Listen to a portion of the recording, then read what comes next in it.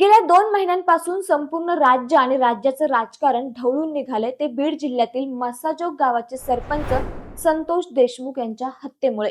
यातही 2 महिने उलटून गेले आहेत तरी देखील या प्रकरणातील कृष्णा आंधळे हा आरोपी अजूनही फरार आहे। त्यामुळे या प्रकरणाच्या तपासाबाबत अनेकांकडून प्रचंड राग आणि शंका व्यक्त केल्या जात आहेत। तसेच पोलीस अधिकारी कर्मचारी या प्रकरणाचा योग्य पद्धतीने तपास करत नसल्याचा ठपका ठेवला जातोय। तसेच सातत्याने पोलीस विभागाची बदनामीही केली जाते। काही पोलिसांवर वाल्मिक कराडच्या जवळचा व्यक्ती असल्याचा आरोप केला जातोय। या आरोपांमुळे व्यथित झालेले एक पोलीस हवालदार भागवत शेलार यांनी सध्या सोशल मीडियावर एक पोस्ट शेअर करून आपल्या मनातील भावना व्यक्त केल्या। पाहुयात पोलीस हवालदार भागवत शेलार काय म्हणाले। संतोषांना भावपूर्ण श्रद्धांजली। गेल्या 9 डिसेंबर 2024 पासून म्हणजेच संतोष भैया देशमुख यांच्या हत्येच्या दिवसापासून रात्रंदिवस मनात एकच विचार वरिष्ठांनी सांगितले आहे, काही जरी झाले तरी शेलार आरोपी सापडले पाहिजेत। आपल्या खात्याची होत असलेली बदनामी, पीडिताला न्याय द्यायचा या उद्देशाने गेले 75 दिवस मनात एकच विचार की आरोपी भेटले पाहिजेत। उसात, नदी, नाल्यात फिरलो, काट्याकुपाट्या बघितल्या नाहीत, रात्र अपरात्री प्रवास करून थकलो तरी थांबलो नाही। का तर डोळ्यासमोर एकच, आपल्यावर वरिष्ठांनी विश्वास दाखवलाय, आरोपी भेटलाच पाहिजे।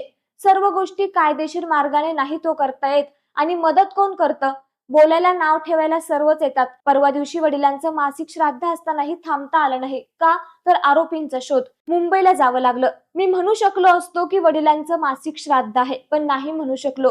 का तर मला पहिल्यापासून प्रकरण माहिती आहे आणि सरांसमोर निगेटिव्ह नको बोलायला, म्हणून मी गप्प बसलो। तसेच आरोपी पकडताना कोणाची तरी मदत घ्यावीच लागते आणि ते आरोपीच्या जवळचे असतील तर लवकरच यश येतं। उद्देश फक्त आरोपी पकडणं हाच असतो। आम्ही काही पिक्चर मधील पोलीस नाही, आम्हाला तिसरा डोळा नाही आणि लगेच दिसले की पकडले, त्यासाठी लोकांवर विश्वास टाकावा लागतो। काही लोक विश्वासघात करतात, त्यांचा विश्वास संपादन करावा लागतो आणि काम करताना चुकाही होऊ शकतात। मात्र याच्या बदल्यात मला काय मिळालं तर शेलार वाल्मिक कराडसाठी काम करतो, शेलार सुरेश धस साहेब यांच्यासाठी काम करतो। पण अरे बाबांनो, मी पोलीस खात्यासाठी काम करतो, पगार टॅक्स मधील पैशासाठी घेतो आणि काम करताना वडिलांना म्हणजे भाऊंना आठवतो की त्यांचं नाव खराब नाही झालं पाहिजे। गेल्या 75 दिवसात किती मेहनत घेतली, किती रात्री प्रवास केला, किती आर्थिक भार पडला हे माझ्या मनाला माहिती हो।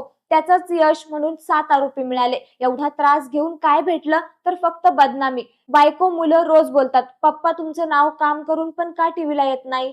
काय सांगू त्यांना? किती मानसिक त्रास होत असेल मला प्रामाणिक काम करण्याचा, याचा विचार करावा।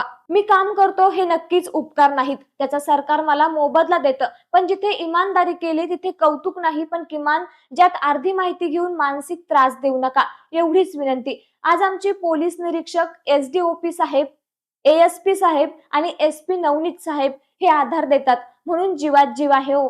नसता काम करून बदनामी मिळाली की किती त्रास होतो हे कोण सांगणार? अंजलीताई, तुम्हाला आज एसपी साहेब आणि आमचे प्रभारी यांनी दाखवलेल्या विश्वासामुळे फरार आरोपीचा शोध घेत आहोत। देव आम्हाला लवकर यश देव। संतोषांना कोणी काही म्हणो, तुम्हाला न्याय व्यवस्था नक्की न्याय देईल हा विश्वास आहे। भागवत शेलार, HC-LCB बीड। त्यामुळे मंडळी, शेलार यांनी त्यांच्या भावना व्यक्त करत या प्रकरणामध्ये पोलिसांची बाजू मांडली आहे। यावर तुम्हाला काय वाटतं आम्हाला कमेंट करून नक्की सांगा आणि असेच नवनवीन माहितीपूर्ण व्हिडिओ पाहण्यासाठी लेट्सअप मराठीला नक्की फॉलो करा।